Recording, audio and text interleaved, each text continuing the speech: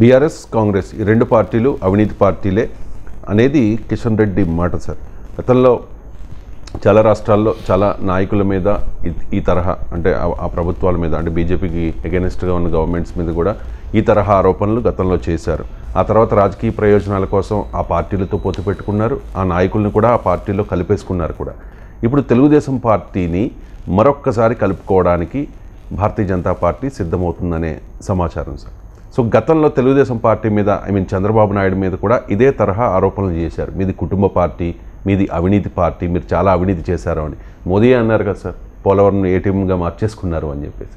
So రాజకీయ అవసరాలే ఇవన్నీ టీడీపీని అంటే అవినీతి పార్టీ కుటుంబ పార్టీ అయితే అర్జెంటుగా ఇండియాలో చేస్తారు. ఎందుకు అంటే మీకు నితీష్ కుమార్ ఫాల్తూ కుమార్ అని ఆయన ఎంత విమర్శించారు, ఇవాళ ఆయన ఎక్కడున్నాడు? ఎన్డీఏలో. దేవగౌడ కుమారస్వామి కర్ణాటక అసెంబ్లీ ఎన్నికల సమయంలో నరేంద్ర మోడీ ఉపన్యాసాలు చూడండి, బాప్ ఆర్ బేటా అన్నాడా లేదా? సో ఇది కుటుంబ పార్టీ, అవినీతి పార్టీ. ఎందుకంటే ఓల్డ్ మైసూర్ ప్రాంతంలో ఒక్కలిగా బెల్ట్లో జేడీఎస్కు బలం ఉంటుంది, ఆ లింగాయత్ వారి సామాజిక వర్గంలో బీజేపీ బలం ఉంటుంది. ఇటీవల అసెంబ్లీ ఎన్నికల్లో మొట్టమొదటిసారిగా పెద్ద ప్రయత్నం బీజేపీ చేసింది ఈ ఓల్డ్ మైసూర్ ప్రాంతంలో పెనట్రేట్ కావటానికి, ఒక్కలిగా బెల్ట్లో పెనట్రేట్ కావటానికి. ఇందులో భాగంగా జేడీఎస్ను తీవ్రంగా అటాక్ చేసింది. ఇవాళ జేడీఎస్ ఎక్కడుంది? ఎన్డీఏలో లేదా?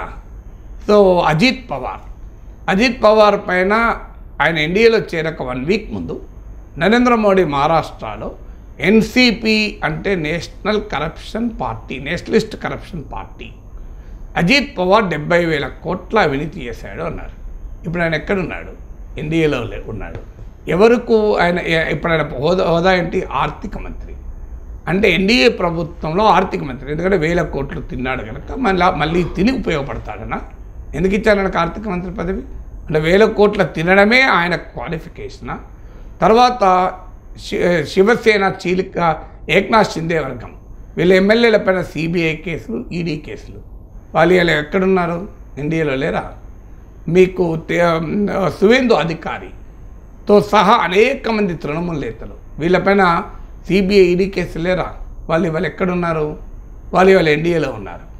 సో ఇలా మీరు ఒక్క ఉదాహరణ కాదు, అవినీతి పార్టీలు, కుటుంబ పార్టీలు అంటే అవినీతి అజిత్ పవార్ నాయకత్వంలో ఉన్న ఎన్సీపీ అవినీతి పార్టీని మోడీ చెప్పాడు, ఇలా వాళ్ళు ఎన్డీఏలో ఉన్నారు. దేవగౌడ నాయకత్వం అవినీతి కుటుంబ పార్టీ అని మోడీయే చెప్పాడు, ఇవాళ వాళ్ళు ఎన్డీఏలో ఉన్నారు. సో చంద్రబాబు నాయుడు అవినీతి పరుడు, మీరు ఇంతకుముందు అన్నట్లు పోలవరం ఏటీఎంగా చేసుకున్నాడు అన్నాడు.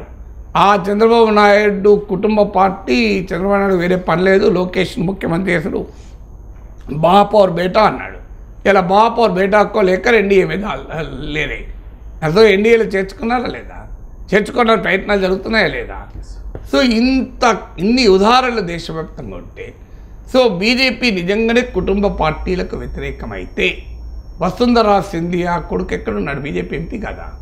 రాజ్నాథ్ సింగ్ కొడుకు ఎవరు? బీజేపీ ఎమ్మెల్యే కాదా? ఇలా కర్ణాటక బీజేపీ అధ్యక్షులు యడియూరప్ప కొడుకు కాదా? మరి వారసత్వం లేకపోతే యడియూరప్ప కొడుకు వేరేది ఏముంది చెప్పండి? బీజేపీలో కర్ణాటకలో సీనియర్ నేత లేరా? యడియూరప్ప కొడుక్కి ఎందుకు మీరు పార్టీ రాష్ట్ర అధ్యక్షుడు హోదా ఇచ్చారు? దాని రీజన్ ఉండాలి కదా. సో ఇంతమంది నాయకుల పీయూష్ గోయల్ నుంచి మొదలుకొని అనురాగ్ ఠాకూర్ వీళ్ళందరి తల్లిదండ్రులు చూడండి, బీజేపీలో పెద్ద పెద్ద హోదాలు ఉన్నవాళ్ళే కదా. జైషా బోర్డ్ ఆఫ్ క్రికెట్ కంటారు, ఎప్పుడైనా బ్యాటింగ్ బౌలింగ్ ఫీల్డింగ్ చేసిందా? ఆయన బీసీసీఐకి సెక్రటరీ ఎట్లా కలిగాడు? అమిత్ షా కొడుకు కాకముందు ఆయన బీసీసీఐలో ఏదైనా పాత్ర ఉందా?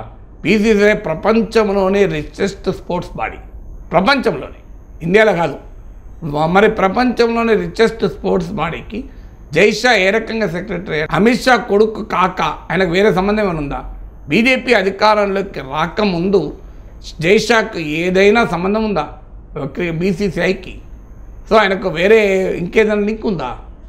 సో అందువల్ల ఈ రకంగా అయినా రాజకీయం అడిగితే ఇక కుటుంబ పార్టీలు అంటారా? కుటుంబ పార్టీ లిస్ట్ తీయండి మీరు, ఎన్ని పార్టీలతో బీజేపీ మిత్రులు ఉన్నారు? ఆంధ్రప్రదేశ్ తెలుగుదేశం కుటుంబ పార్టీ కాదా? మీకు అలాగే బీహార్లో లోక్ జనశక్తి పార్టీ, రామ్ విలాస్ పాస్వాన్ కొడుకు చిరాగ్ పాస్వాన్ బీజేపీ మిత్రపక్షమా కాదా? మీరు అలా హర్యానా జననాయక జనతా పార్టీ దుష్యంత్ చౌతాలా ఆయన దేవిలాల్ మునిమన్మడు కాదా, చౌతాలా కుటుంబం కాదా? మీకు జమ్మూ కాశ్మీర్ నేషనల్ కాన్ఫరెన్స్ అబ్దుల్లాల కుటుంబం, షేక్ అబ్దుల్లా, ఫరూక్ అబ్దుల్లా, ఉమర్ అబ్దుల్లా. అలాగే పీడీపీ మెహబూబా ముఫ్తీ మహమ్మద్ సయీద్ కూతురు.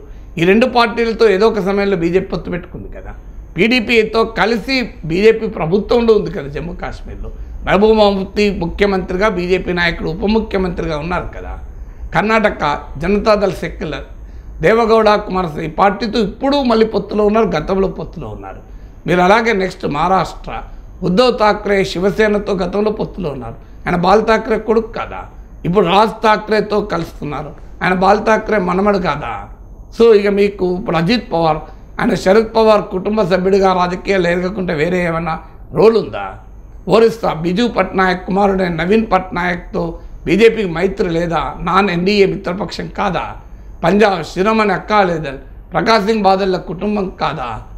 ఇన్ని ఉదాహరణలు చెప్తున్నాను కదా మీకు. దేశమంతా ఉత్తరప్రదేశ్ సమాజ్వాదీ పార్టీతో గతంలో కలవలేదా బీజేపీ? ములాయం సింగ్ యాదవ్తో కలవలేదా? ములాయం సింగ్ యాదవ్ పార్టీకి వాళ్ళు ఎవరన్నా ఎక్కడైనా కొడుకు కాదా? సో ఇలా దేశవ్యాపితంగా కుటుంబ పార్టీలన్నిటితో బీజేపీ కలిసింది.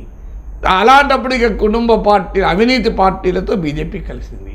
Telugu Desam, Janata Dal secular, NCP, JDU వీళ్ళందరిపైన BJP అవినీతి ఆరోపణలు చేసింది. నేను కాదు ఆరోపణలు చేసింది.